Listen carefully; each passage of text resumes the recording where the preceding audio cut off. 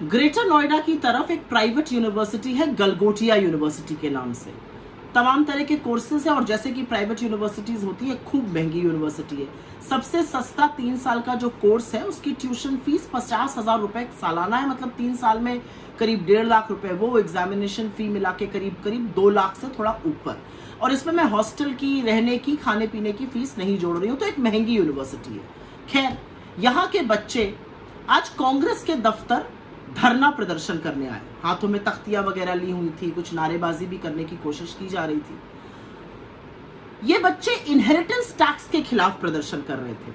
वो inheritance tax जो कांग्रेस के 48 पेज के मैनिफेस्टो का हिस्सा नहीं है, कांग्रेस की सोच का हिस्सा नहीं है। कांग्रेस के 55 साल के शासन में हमने कभी ऐसा नहीं किया। अलबत्ता 1985 में राजीव जी ने स्टेट टैक्स हटाया था, लेकिन फिर भी ये बच्चे धरना प्रदर्शन करने के लिए आए थे। मेरा अपना मानना है, व्हाट्सएप पर कुछ ज्ञान पढ़कर बीजेपी के किसी लग्गू बग्गू नेता के द्वारा ये यहाँ लाए गए थे।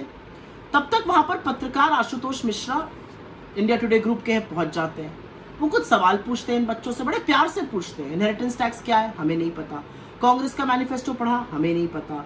क्यों आए हैं, हमें नहीं पता। तख्ती पर क्या लिखा है, तख्ती पर अर्बन नक्सल लिखा था, अर्बन मैक्सवेल पढ़ा जा रहा था।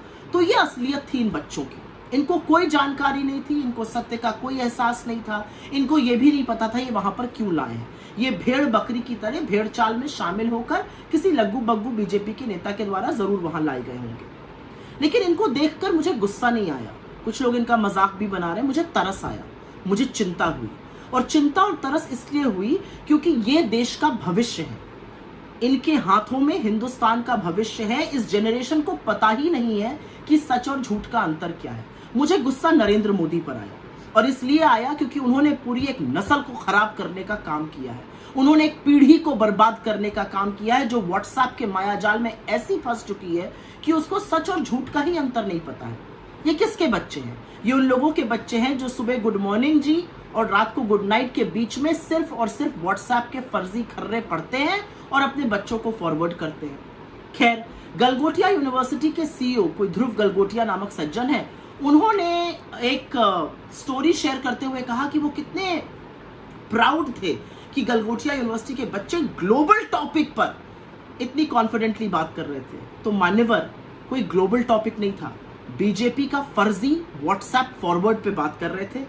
बात ना अंग्रेजी में कर पा रहे थे, ना हिंदी में कर पा रहे थे। सबके सामने कलई खुल गई।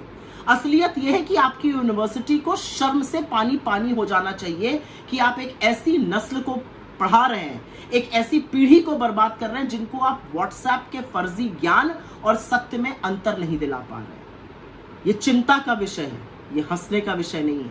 ये चिंता का विषय है कि वो जवान लड़के लड़कियां जो ग्रेजुएशन कर रहे हैं, जिनके माँ बाप मुश्किल से शायद उनको पढ़ा पा रहे हैं, उनको सत्य और झूठ का अंतर नहीं पता है। इस माया जाल को अगर तोड़ोगे नहीं तो उस भारत का हिस्सा बनते जाओगे जो सिर्फ फोन पर बेकार के खर्रे पढ़ता है, फर्जी ज्ञान लेता है, और जब नौकरी की बारी आती है तो उसको पकौड़े तलने की सलाह दी जाती है।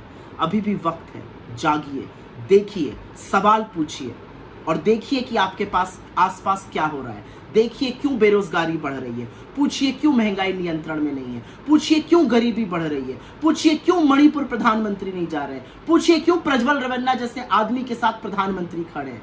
अगर ये सब पूछना आप सही नहीं समझते हैं तो आपके ऊपर मुझे तरस और दुख से ज्यादा आपके लिए चिंता होती है, और चिंता हर हिंदुस्तानी को होनी चाहिए।